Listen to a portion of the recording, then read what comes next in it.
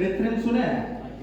India का सबसे fastest growing unicorn है कृत्रिम, जो भावेश अग्रवाल बनाए एआई बेस्ड टूल है। जस्ट लाइक जैसे आपका चैट जीपीटी है, उस पे जाके जब सर्च करते हैं ना who is the biggest player of taxi industry in Bihar, तो आता है रोडवेज। ओला का जो एआई एल्गोरिथम है वो भी रोडवेज को रिकॉग्नाइज करता है। ये इसलिए पॉसिबल हुआ क्योंकि हम एक कस्टमर का प्रॉब्लम सॉल्व करने के लिए आए। नवादा लोकल के कितने लोग हाथ उठाइएगा, क्या कभी टैक्सी यूज किए नवादा से पटना के लिए? कोई भी? कोई टैक्सी नहीं, नॉर्मल टैक्सी।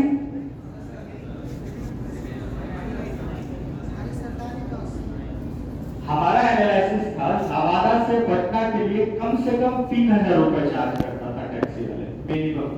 कितना किलोमीटर है नवादा से पटना? 110, तो 3500 के आसपास। रोडवेज का चार्ज लगभग हमको लगता है 2100 रुपए होगा। ये 1000 रुपए जो बचता है ना लोगों का, वो रोडवेज को रिकमेंड करती है। फोन पे से मोबाइल रिचार्ज करते हैं, 1 रुपए लेने लगा ना चार्ज। अब हम लोग क्या करते हैं, जाते हैं जियो का ऐप रखे हुए हैं, डायरेक्ट वहां से रिचार्ज कर लेते हैं, क्योंकि ये एक इंटेंशन होती है कस्टमर की पैसे बचाने वाली। और असली बोलने को सुनते हैं, वो एक अच्छा चीज बोल रहे हैं। भारत का जो बाजार है ना, वो प्राइस ओरिएंटेड मार्केट है। यहाँ कोई लॉयल्टी नहीं है।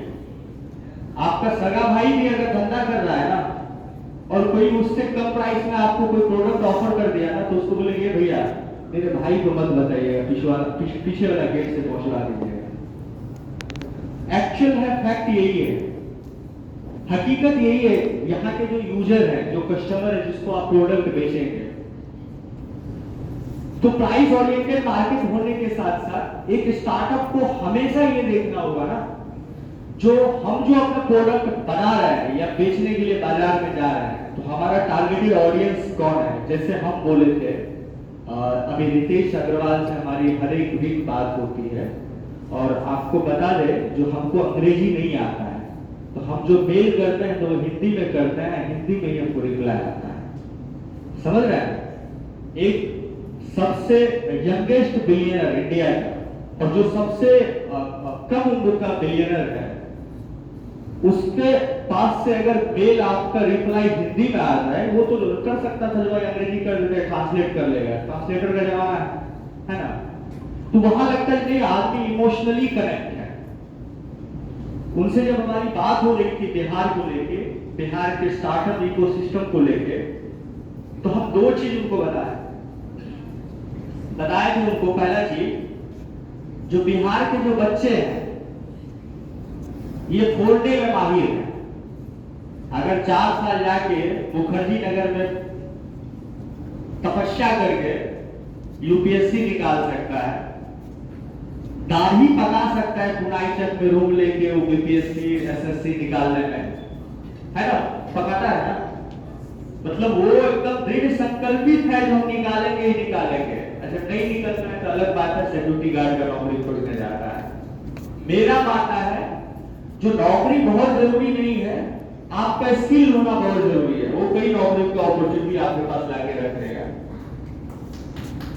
हमारे पास सैकड़ों सीवी पड़ा हुआ है, IIT, IIM, जो हमारे साथ काम करना चाहता है। इसलिए नहीं वो पैसा कमाना चाहता है मेरे साथ रहकर, क्योंकि उसको पता है ये स्टार्टअप है, बहुत ज्यादा नहीं देगा। एक IIT तो मुश्किल से लाख रुपए, बहुत ज्यादा देंगे। वो बड़ी कंपनी में जाएगा, 4 लाख 5 लाख रुपया वो उठाएगा। वो सिर्फ इसलिए आना चाहता है क्योंकि उसको स्टार्टअप इकोसिस्टम समझना है, स्किल्ड समझना है। वो तो डिफरेंट डेटा में कोई काम करके आया, कोई टेक में काम करके आया, कोई मार्केटिंग में काम करके आया, कोई फाइनेंस में काम करके आया, लेकिन उसको अगर एज ए फाउंडर वो कहीं पे बिजनेस स्टार्ट करने के लिए जा रहा है, तो एज ए फाउंडर उसको हर चीज का स्किल होना चाहिए। मुझे तो कोडिंग का कुछ पता नहीं था, और धन्यवाद हम अपने सीटीओ निर्भय सर को देते हैं, जब उनकी वजह से हम एल्गोरिथम भी लिख लेते हैं, कोडिंग भी कर लेते हैं। तो ये मेरे अंदर ललक थी। सिर्फ आप ही लोग इंजीनियर नहीं है, मुझे 2 लाइन लिखने आता, मैं भी इंजीनियर हूं अपने नजर में। और यही है, आपके पास इंजीनियर का ठप्पा है, मेरे पास इंजीनियर का ठप्पा नहीं है, स्किल है।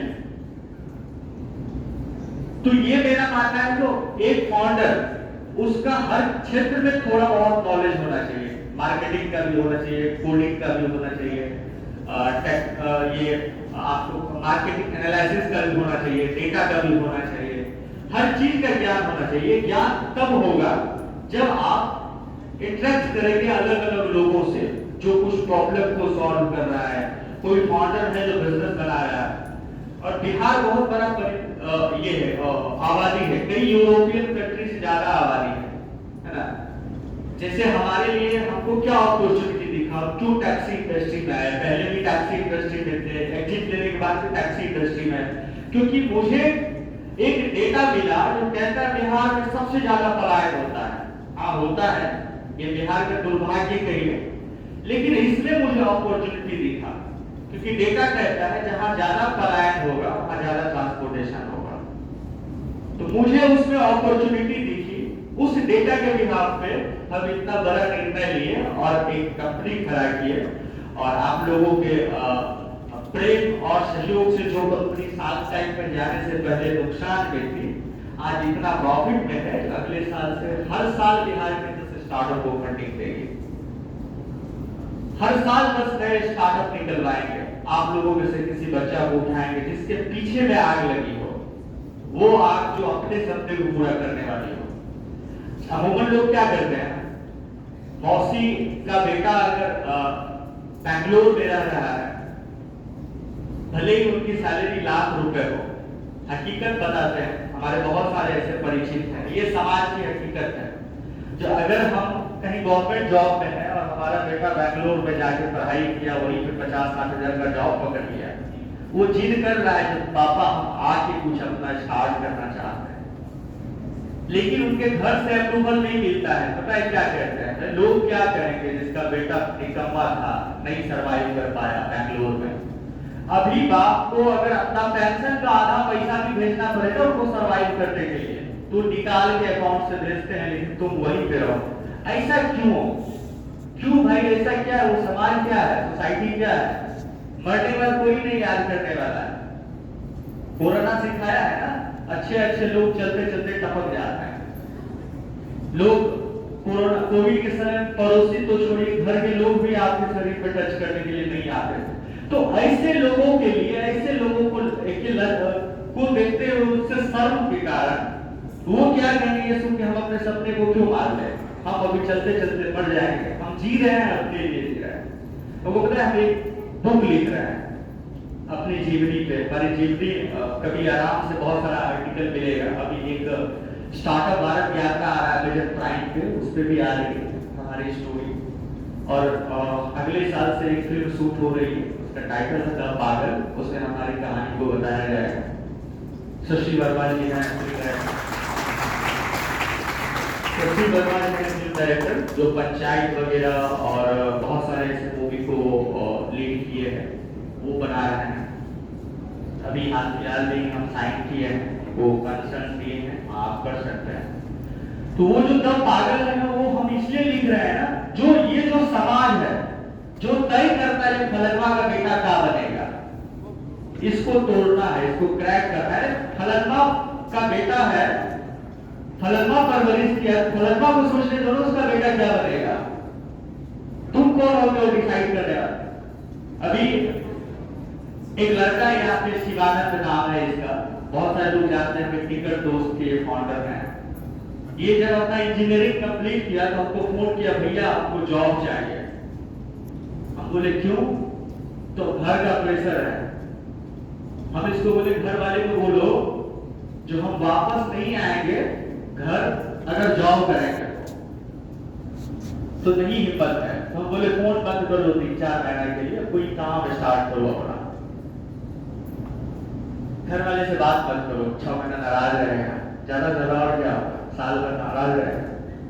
लेकिन उसके बाद जब तुम कमाने लगोगे ना और बाप को बुलेट खरीद के दोगे, तब बाप को लगे नहीं बेटा ठीक ही कर रहा था। और ये उस दिन शुरू किया टिकट को, और अभी मेरे साथ पटना से आ रहा है, रास्ते में 4 टिकट बेच लिया। 4 घंटा की जर्नी में 4 टिकट बेचा, एवरेज 500 रुपए पर टिकट इसका अर्निंग हुआ होगा, 2000 रुपए कमा लिया। हमारे ऑफिस में आइए, एमबीए वाले को 25,000 रुपए सैलरी देते हैं, सुबह से 9 बजे से लेकर 7 बजे तक खटाते हैं। तो वो एमबीए वाले बेहतर था कि ये बिजनेस शुरू करके जो अपना कमा रहे हैं ये बेहतर है। 60-70 हजार रुपए तो कहीं नहीं जाने वाला है इसमें। तो मुझे लगता है जो नौकरी से आप अपने पापा को खुश कर सकते हैं, मौसी को खुश कर सकते हैं, चाचा को खुश कर सकते हैं, चाची को खुश कर सकते हैं, इवन पति को खुश कर सकते हैं। अपने आप को खुश करने के लिए आपको पागल एंटरप्रेन्योर बनना पड़ेगा। जिस दिन आप ये संकल्प ले लेंगे मैं जिंदा हूं अपने सपनों के लिए, अपने सपने को पूरा करने के लिए, उसी दिन से आपकी कामयाबी की पहली सीढ़ी आपको मिल जाएगी। उसी दिन आपको लगेगा कि नहीं, मेरे जीने का उद्देश्य मुझे मिल गया है। वो बहुत जरूरी है, ये ढूंढना है आप क्यों पैदा हुए इस धरती पे। कोई किसी को याद करने वाला नहीं। देश में कुछ लोग गांधी को पूछते हैं, कोई गॉडसे को पूछते हैं, सारे लोग आपसे कैसे प्रेम करेंगे। आपका हो सकता है हमारा बिहेवियर किसी को अच्छा न लगे, किसी को अच्छा लगे, वो उनके ऊपर निर्भर करता है। इसके लिए हम क्यों ये त्याग करें, हमें जो अच्छा लगता है हम वही करेंगे। तो बस यही समझिए, जब पागल आएगा तो आप लोग पढ़िएगा। हो सकता है उससे पहले अगर हम ना रहे तो हम अपनी वाइफ से कमिटमेंट रखे हैं करवा के, जो हम अगर कुछ भी हो सकता है, मे भी अभी गाड़ी से जा रहे हैं, रास्ते में कोई दुर्घटना हो गई, तो चूंकि हम अपनी वाइफ को बहुत कुछ दिए हैं, उनके एक्सपेक्टेशन से ऊपर दिए हैं, उससे कमिट करवाए हैं, जो तू मेरी उस कहानी को एक था पागल करके पब्लिश करना, टैगलाइन लिखना, उनकी अधूरी कहानी। वही जो है सो बिहार के बच्चा बच्चा के अंदर में एनर्जी ला देगा, और तुम्हारा रोड पे जो तुमको छोड़ के जाएंगे वो बिहार में टैक्सी इंडस्ट्री में लीडर बनेगा। बस आप लोग के अंदर ऊर्जा लगे, यही खत्म करते हैं। अगर आप लोगों को लगता है, कितने लोगों को लगता है मुझे एंटरप्रेन्योर बनना चाहिए,